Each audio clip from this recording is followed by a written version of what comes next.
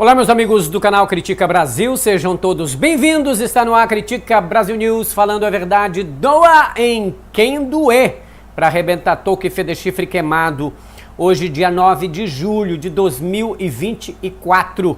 Muito obrigado pela sua audiência, muito obrigado pela sua companhia, gente. Esse horário eu entrei para falar de duas notícias que está dando o que falar na boca do povo, né? A situação do desmembramento de todas as investigações contra Jair Bolsonaro pela Polícia Federal e a retirada do sigilo, né, pelo ministro Alexandre de Moraes, o Xandão, deu o que falar até agora. Tá todo mundo comentando. É o assunto mais comentado do momento, é as joias do Bolsonaro, é o furto que fizeram no Palácio do Planalto e também a situação dos advogados, né? As trapalhadas, as leseiras, as pistas, esconde-esconde. É muita coisa que a pessoa fica pensando. Tá aí por que o golpe não deu certo. Vamos lá, arrebente a boca do sapato. Vocês estão ao vivo no Critica Brasil, pro que der e vier, para arrebentar toco e feder chifre queimado. Convido outras pessoas para participar. Olha, vamos lá, vamos essa notícia aqui, deixa eu dar para vocês essa notícia, porque é importante aqui para nós comentarmos sobre ela. E atenção, hein? Coloco aí, no domingo vai ter programa, viu, pessoal? No domingo vai ter programa e eu vou sortear aqui brindes. Inquérito da PF mostra troca de farpas entre advogado de Bolsonaro e Frederic Wassef. Olha isso. O então advogado do ex-presidente, Fábio Weingarten, trocou farpas com Frederic Wassef ao discutir as estratégias da defesa do ex-mandatário no inquérito das joias sauditas. O Wassef foi advogado de Bolsonaro. A conversa entre os dois está no relatório final da Polícia Federal sobre a investigação, tornado público nesta segunda-feira. A discussão foi em troca de mensagens no WhatsApp. A conversa começou durante a madrugada do dia 21 de março de 2023, com uma mensagem enviada por Wassef a Weingarten. Nela, Wassef mandou o link de uma reportagem da Folha de São Paulo que dizia que a PF permitiu que a defesa de Bolsonaro tivesse acesso aos autos. Na sequência, o ex-advogado fez um comentário irônico e parabenizou Weingarten pelo belo trabalho, sugerindo que ele teria vazado informações da investigação. Weingarten disse que não comentava a defesa de Bolsonaro. A resposta do ex-chefe da Secretaria de Comunicação de Bolsonaro veio 1h30 depois, por volta das 2h40 da madrugada. Havia um culpado aí no WhatsApp, como a reportagem do site Metrópolis. O texto dizia que a defesa de Bolsonaro já estava em posse de joias que seriam devolvidas ao Tribunal de Contas da União e que a equipe de advogados era comandada por Paulo Amador da Cunha Bueno. O Wassef então rebate a resposta e novamente ironiza Weingarten. Parabéns de novo. O Wassef acusou Weingarten de estar atirando nas costas. Em outra mensagem, ele diz que o ex-chefe da SECOM estava aproveitando a investigação para promover o próprio nome como advogado. Para o presidente, não é bom que a defesa fique vazando a conta-gotas coisas que não são absolutamente nada, a não ser o andamento de praxe de um inquérito, apenas para gerar matérias desnecessárias, apenas para fazer marketing para o nome do advogado, escreveu Wassef. Enquanto os inimigos e comunistas são unidos e se fortalecem, a direita continua atirando nas costas dos próprios soldados. Mensagem do advogado Frederic Wassef enviado a Fábio Weingarten. Aí eles estavam brigando, os dois, não é? Tanto os dois advogados, um que foi chefe da SECOM e o Wassef, aquele que escondeu o Queiroz. O ex-chefe da SECOM disse que Wassef estava perdido. Ao responder à segunda crítica, Weingarten enviou uma captura de tela da reportagem que enviou anteriormente, reforçando que não estaria no comando da defesa de Bolsonaro. E você, como sempre, achando que fui eu. Como sempre, você perdido e injusto, escreveu Weingarten ao encerrar a discussão. Olha, isso tudo mostra o serviço que eles estavam fazendo para o Bolsonaro para esconder a situação das joias, né? A Rolex foi vendido, colar estava sendo avaliado e aquele colar de diamantes que veio da Arábia Saudita só não foi negociado porque a Receita Federal reteve o objeto, né, no valor de 3 milhões de euros, né, reteve o objeto, porque senão também teria sido vendido, leiloado, feito alguma coisa. Qualquer escultura que o Bolsonaro pegava, ele mandava repassar para vender. Não é normal que o presidente da República faça isso. Aliás, eu ainda não ouvi, eu tinha escutado de nenhum presidente que recebe presentes e começa a vender os presentes para embolsar o dinheiro. Até porque existe uma prática que é o seguinte: se um presidente recebeu algo valioso, isso pertence à presidência da República ou pode ser para o acervo dele pessoal, desde que seja uma coisa pessoal.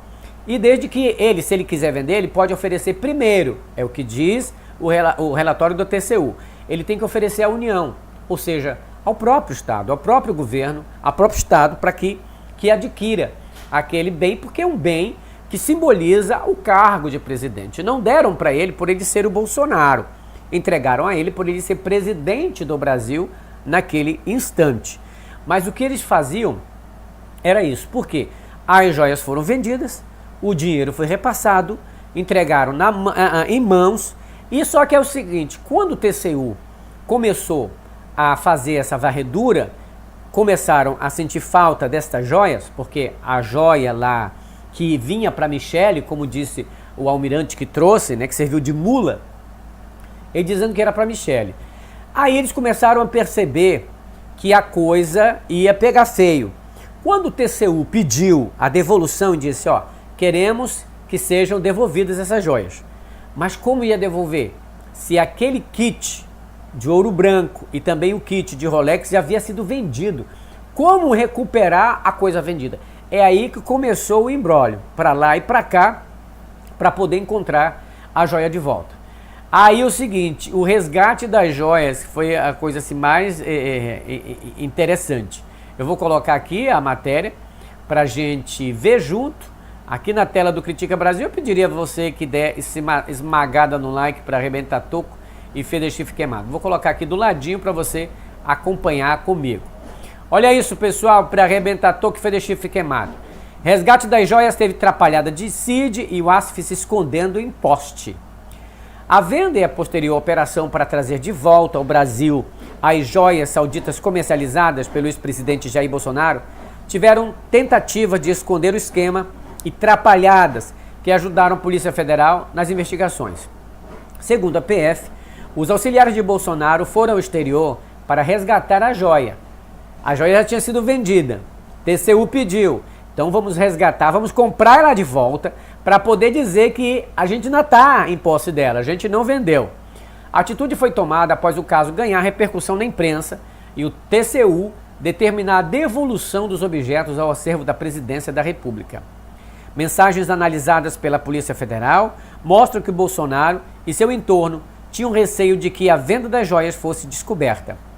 O grupo temia implicações legais devido à apropriação dos objetos por parte do ex-presidente e queria esconder os indícios de que haviam sido levados ao exterior e vendidos posteriormente. As informações constam no relatório final da Polícia Federal sobre as joias, tornado público nesta segunda-feira. O ex-ajudante Jorge Bolsonaro apagou as mensagens. A Polícia Federal identificou que o tenente-coronel Mauro Cid excluiu mensagem de WhatsApp que havia trocado com Marcelo Câmara, ex-assessor de Bolsonaro, sobre a recuperação do kit ouro branco. O conjunto é formado por um anel, abotoaduras de ouro, um rosário islâmico e um relógio da marca Rolex, entregue em uma visita oficial de Bolsonaro na Arábia Saudita em 2019. Mauro Cid deixou rastros. Apesar de ter excluído as mensagens, o tenente-coronel tinha enviado o mesmo conteúdo para uma outra conta pessoal no aplicativo. A PF descobriu as mensagens e percebeu que se tratavam de fotos do kit ouro branco e dos certificados de autenticidade das joias. Cuidado em excluir as fotos do chat privado, né? Isso demonstra que os investigados não queriam deixar rastros sobre o motivo da conversa, diz o trecho do relatório da Polícia Federal. Mensagem trocada entre Mauro Cid e Câmara revela um medo de esquema ser descoberto. O problema é que essa matéria está falando que se o TCU quiser ir lá, veja, eles conversando. O problema é que essa matéria está falando que o TCU quiser ir lá, vai encontrar. E não vai. Diz Câmara, assessor de Bolsonaro. Porque o TCU dizia, nós vamos lá no Palácio do Planalto ver se a joia está lá. E ele disse, olha, eles vão lá, a joia não vai estar lá. Disse Câmara, mostrando preocupação com uma possível auditoria do TCU no armazém onde estaria o acervo privado do ex-presidente, incluindo as joias sauditas. Essa mensagem demonstra a preocupação que os investigados tinham, pois os bens de alto valor, ao contrário do que estava sendo dito, não estavam no Brasil. Lembram que o Bolsonaro disse que as joias estão aí, não vendi, está aqui no acervo? Mentira, já estava no Beleléu, já tinham vendido, mas eles queriam demonstrar que as joias ainda estavam no Brasil. Atrapalhada doida, né? A benção no pessoal abestalhado multiplica. General fotografou a própria participação, vocês lembram? O general, o Lorena Cid, o pai do Mauro Cid, bateu uma foto das joias, só que o reflexo dele aparece na caixa das joias. Aí é muita doidice, né? A imagem consta em mensagem trocada por pai e filho, analisada pela Polícia Federal. Agora, o mais interessante de tudo, o ASF atrás do poste. O ex-advogado de Bolsonaro tentou se esconder atrás de um poste para não ser identificado lá nos Estados Unidos. Ele foi até a Flórida, quando o Bolsonaro já estava lá, para comprar de volta um Rolex, vendido pelo ex-presidente, e trazer de volta para o Brasil para ser devolvido pelo TCU. Aí o ASF se encontrou com o Bolsonaro lá e desabafou em áudio para a namorada sobre o assédio de seguidores de Bolsonaro que acabaram atrapalhando ele, porque ele não queria ser descoberto que estava ali. Ele disse, era assim, um bolinho de gente lá tirando foto com ele, outro bolo igual tirando foto comigo. Foi a coisa mais louca que eu vi na minha vida, cara. Pega aí a gadaiada, deve ter se sentido nesse momento. Porque o gado acompanha o Bolsonaro, que são fanáticos, são capazes de pagar o que não tem para seguir o Bolsonaro, que é o Deus deles. E aí ele tá falando, tinha um bolinho de gente lá atrás do Bolsonaro e um bolinho de gente aqui, a coisa mais doida que eu nunca vi. Era doido mesmo, porque os bolsonaristas são assim, são abestalhados, são meio perturbados. E agora vocês veem como é que o entorno de Bolsonaro tratava. Imagine o Bolsonaro falando de vocês, tava um monte de abestalhado lá, sabe? Gado, vaca, mas enfim, atrás de mim, dá volta nessa porra aí eu tenho que agradar. Ok, falando bem, tirando foto, puta que pariu. Deve falar. E aí ele disse assim, foi a coisa mais terrível, a louca que eu vi na minha vida. Isso porque eu tava do outro lado da calçada, de escondidinho, atrás de um poste, para não ser visto. Mas não teve jeito. Ou seja, a gadaiada foi atrás. Aí ele fala, puta que pariu. Ele falou isso, fodeu. Disse, ele tá aqui nas palavras dele. Ou seja, foi visto. E por conta de ser visto, aí as pessoas iam perguntar, ué, por que o Asif está aqui nesse ato? Por que ele está por aqui? Porque ele tinha ido comprar o quê? As joias. E ele estava conversando com quem? Com o suposto mandante. Suposto não, todo mundo já sabe, né? O mandante da venda das joias, que era o Bolsonaro. Gente, é muita doidice, né não? Agora presta atenção, tem mais, não Critica Brasil, porque não é brinquedo não. Cadê? Aí, e outra, gente, é difícil você dizer que o Bolsonaro não sabia. O que é isso, né? O ASF também pediu assento escondido no voo aos Estados Unidos para não ser identificado. Ele disse, eu quero ficar colado, minha cabeça colada na fuselagem. Deu para entender? Ou seja, o banco ele tem que estar deitado assim, com a cabeça apoiada no banco e na fuselagem, na parede do avião, olhando para a janelinha. É bem o contrário. Por favor, porque senão aqueles bancos é uma porcaria. Tua cabeça fica no corredor, todo mundo passa, esbarra, olha pra tua cara. E eu não posso, cara. Eu sou público. Eu tenho que estar escondidinho ali. Disse em mensagem de texto para atendente de uma agência de viagens, segundo o relatório da polícia. Ou seja, até até mesmo o assento dele, ele procurou estar escondidinho. Eu quero estar escondidinho para não aparecer. Olha, quem sabe comprou até um outro assento, né? Para ficar assim, ó, o assento lá e ele aqui escondidinho, olhando para a janela, para ninguém ver. Mas por que fizeram tudo isso? O cara se escondendo atrás do poste. O cara se escondendo dentro do avião. Mas se tudo não era lícito, por que se esconder? Se tudo é lícito, por que temer? Mas não era lícito. Eles sabem disso. Estavam se apropriando em algo do Estado, se apropriando de joias para enriquecer, para pegar dinheiro. Aí ele fala, menino, eu tenho que estar ali, perto da fuselagem. Eita, diacho. Olha, atrapalhadas das joias explica porque o golpe de Bolsonaro falhou. A sequência de atrapalhadas cometida pelos auxiliares de Bolsonaro, no caso da venda das joias e do posterior resgate delas, mostra porque a tentativa de golpe fracassou, afirmou o colunista Leonardo Sakamoto no UOL News. As investigações da Polícia Federal revelam, entre outras cenas, que Mauro Cid apagou a mensagem que havia enviado pelo WhatsApp, mas deixou rastro ao enviar mesmo conteúdo para uma outra conta pessoal. Já o advogado Frederico Wassef, ex-advogado do ex-presidente, tentou se esconder atrás de poste, tentou se esconder dentro de avião. Toda essa atrapalhada das joias por parte desses assessores advogados mostra e explica porque o golpe de Estado de Bolsonaro não deu certo. Imagine-se até uma cena de desenho animado com o Wassef atrás do poste. Aliás, eu ia fazer hoje aqui em casa essa cena dele se escondendo. Há várias cenas que mostram que o roteirista desta pornochanchada chamada Brasil é uma pessoa extremamente criativa e faria corar de vergonha o roteirista de House of Cards ou de qualquer outra série política americana. Toda essa reunião é um apanhado de pessoas desqualificadas. Não são todas. Algumas delas até se mostravam muito sensatas nas trocas de mensagens, mas muitos queriam agradar Bolsonaro, fazer a vontade dele e conseguir status no campo bolsonarista. Era pessoas desqualificadas servindo um outro desqualificado. Entendeu? Então, ou seja, não sabiam, né, serem pessoas educadas, serem pessoas, sabe, uma pessoa que é discreta. Não sabiam, porque um queria se aparecer mais do que o outro, um queria ser melhor do que o outro, um queria babar o ovo do Bolsonaro mais do que o outro, aí deu o que deu. Para os jornalistas, as investigações da PF comprovam que o Brasil só não sofreu um golpe de Estado por conta da desorganização de Bolsonaro e a abestalhação de cada um. Quando o Bolsonaro chega à presidência, leva e é cercado por pessoas que também agem de forma parecida com ele, né? A costura do golpe se coloca dessa forma, ou seja, ele é tão desqualificado que ele deixou rastros por todos os lugares. Deixou rastros da vacina, deixou rastro da questão das joias, deixou rastro da questão do golpe, e aí depois ele vem dizer que não sabia de nada. Ele mesmo, não é, faz provas contra ele.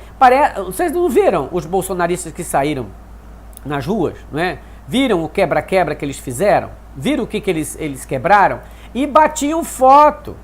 Como disse o ministro Alexandre de Moraes, esses patriotários eu estou falando, tá?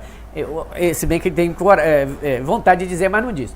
Esses camaradas, eles invadiram prédio público, quebravam as coisas, cagavam ali, batiam policial e batiam foto. E se filmavam. Ou seja, um bando de abestalhados achando que o golpe ia dar certo e que eles iam sair ilesos. Ou seja, produziram provas contra eles mesmos. E aí vem dizer, não estava lá, mas tá aqui, ó, tu mesmo filmou, tu mesmo mandou. As tiazinhas do Zap, os tiozinhos do Zap, tudo agora sendo condenado, sendo fugitivo. Por causa do quê? Agradar o Bolsonaro. O amor da vida deles é o Bolsonaro. Tá aí, ó. Vocês levaram no toba, o Bolsonaro não deu R$1 para pagar advogado para vocês. Acho é pouco. Aí é o seguinte, o cartão de vacina do Bolsonaro também deixou o que falar, né? Ou seja, tá cheio de situações assim. Olha, gente, joias sauditas. Agora presta atenção nisso. A gente aqui no Critica Brasil tá tendo uma programação agora dia de domingo, não esqueçam. Domingo às 11h30 da manhã, nós temos aqui o Domingo é Nosso, ao vivo, com gente, com bacana aqui. E nós vamos começar também a fazer entrevistas com o povão. O povão, aqueles que não são... Podcast só chama gente conhecida. Nós vamos chamar os desconhecidos. Pessoas que têm histórias engraçadas, pessoas que têm histórias interessantes, pessoas do Brasil com cara do Brasil. Nós vamos começar a nossa programação no domingo, às 11h30. O nosso Domingo é Nosso. E as entrevistas vão começar no mês que vem. Nós vamos começar as entrevistas para arrebentar todo que for deixar filmado. Prepare-se para dar risadas, prepare-se para se emocionar, porque as entrevistas são muito boas, viu? Critica Brasil volta à noite, às 21 horas, para arrebentar toco e feder chifre queimado. Grande abraço para todos, fiquem com Deus. Até lá, pessoal.